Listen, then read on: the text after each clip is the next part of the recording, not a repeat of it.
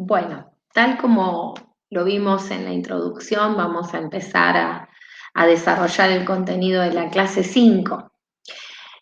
En el principio, tal como lo decíamos en la introducción, y ya también lo vamos a ver en el texto de Álvarez Suría que acompaña la clase de hoy, la escuela está naturalizada entre nuestros ojos, pero la escuela no siempre existió en la forma que hoy la conocemos.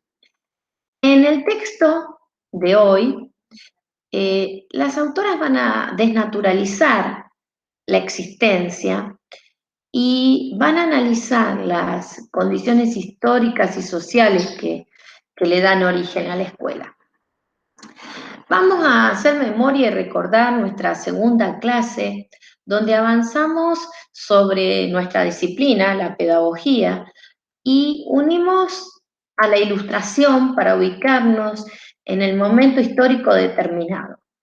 Ahora vamos a concentrarnos en cómo se va desarrollando ese proceso histórico que va a acompañar el surgimiento de la escuela como dispositivo, y ese proceso histórico en el que nos situamos, vamos a ver cómo se va a ir desarrollando y cómo va a ir cambiando los mundos de vida de la sociedad occidental. De este modo, es como vamos a analizar cómo cambia el paradigma de esas sociedades. Por supuesto, todos estos cambios a los que nosotros nos estamos refiriendo no ocurren de un día para otro, sino que forman parte de procesos mucho más complejos en los que intervienen distintos actores y distintos factores. Históricamente nos ubicamos en el inicio de la modernidad. Vamos recordando también que nosotros asociamos a la modernidad a la idea de ruptura de las ideas del paradigma anterior, que en este caso se corresponderían con la Edad Media. A partir del Renacimiento se plantean distintos cuestionamientos a las ideas dominantes de esa Edad Media, por ejemplo, en términos filosóficos, políticos, artísticos. La modernidad inicia en el siglo XV, marcada por un conjunto de eventos que le fueron dando gran significación, como la llegada de los españoles a América, la invención de la imprenta, la reforma protestante y, por supuesto, la revolución científica. Nos encontramos entonces ante un periodo en el que se producen cambios importantes en relación a la concepción del ser humano, y vamos a observar que la ilustración se va a imponer por sobre la religión. Y en términos políticos y sociales se van a ir germinando las ideas que después cambiaron el curso de la historia de la humanidad. En ese marco es que la escuela se va a ir armando, se va a ir configurando. Vamos un poquito a referirnos al texto de lectura obligatoria de Álvarez Suría, que se llama La maquinaria escolar.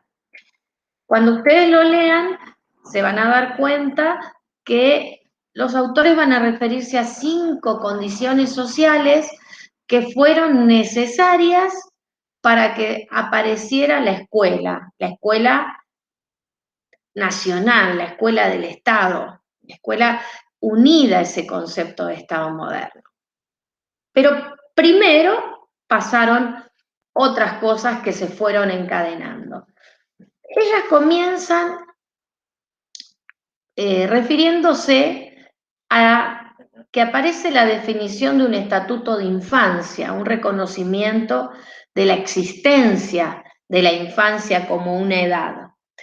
También se van a referir a la emergencia de un espacio específico para la educación de los niños. También van a referirse a la aparición de un cuerpo de especialistas y a cómo se van destruyendo otros modos de educación. Y finalmente refieren a la institucionalización de la escuela decretada por poderes públicos. Vamos en principio a ir desglosando un poquito cada una de ellas para que después ustedes la profundicen en la lectura. En principio, la definición del Estatuto de Infancia implica la aparición de la infancia como categoría, y esto va sucediendo a partir del siglo XVI.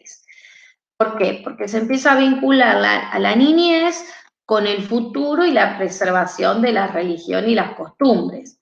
Entonces, tanto en los sectores católicos como en los protestantes, se le va a conferir ciertas condiciones, ciertas características a la infancia. Se va a decir que se trata de una etapa de maleabilidad, de inmadurez, de la aparición de la rudeza, de la falta de juicio, y que es necesaria una acción educativa, institucional, familiar y prácticas para recristianizar a ese infante que viene al mundo.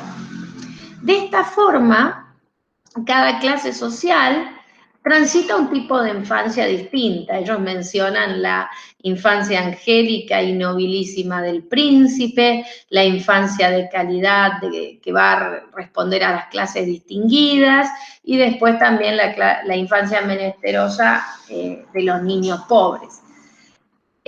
Tal como lo señalan Álvarez y Uría, se produce un gran cambio de costumbres que implica la aparición de un dispositivo institucional capaz de sustituir el aprendizaje familiar, un aprendizaje que estaba anclado en las condiciones de cada familia.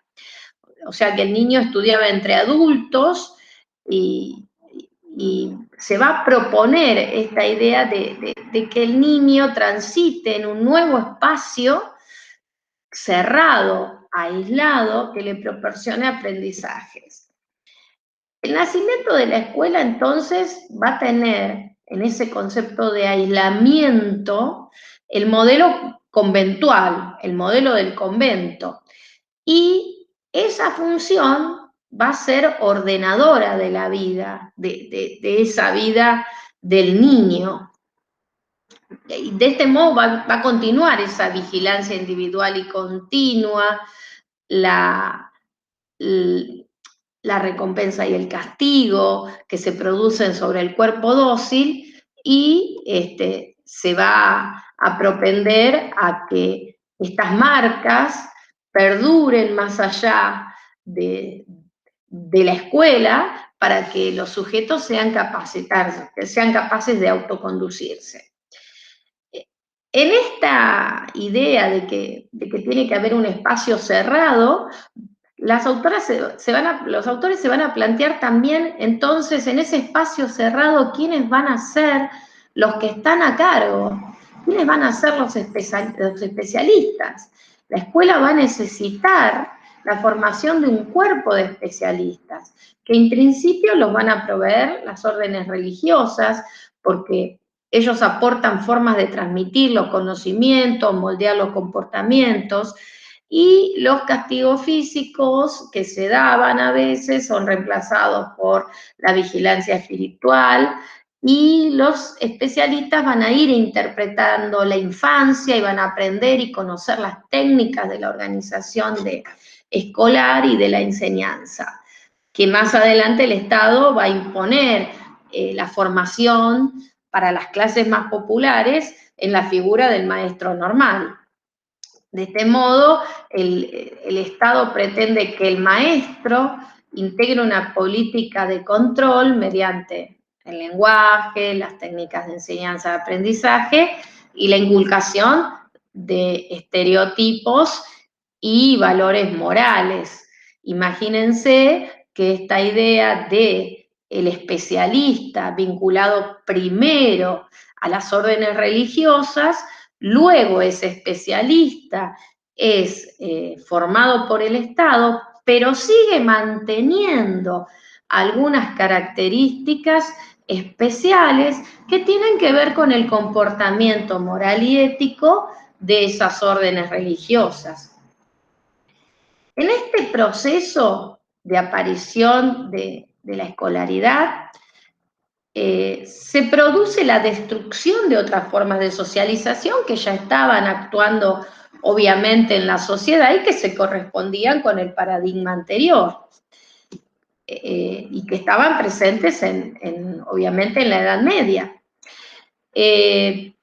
Entonces, esas otras formas de transmisión se ven descalificadas. Los preceptores de las clases distinguidas, como el aprendizaje de oficios, que también se daba para las clases bajas y burguesas, también se van a ver descalificadas. Y los oficios de artesanos también van a ser relegados.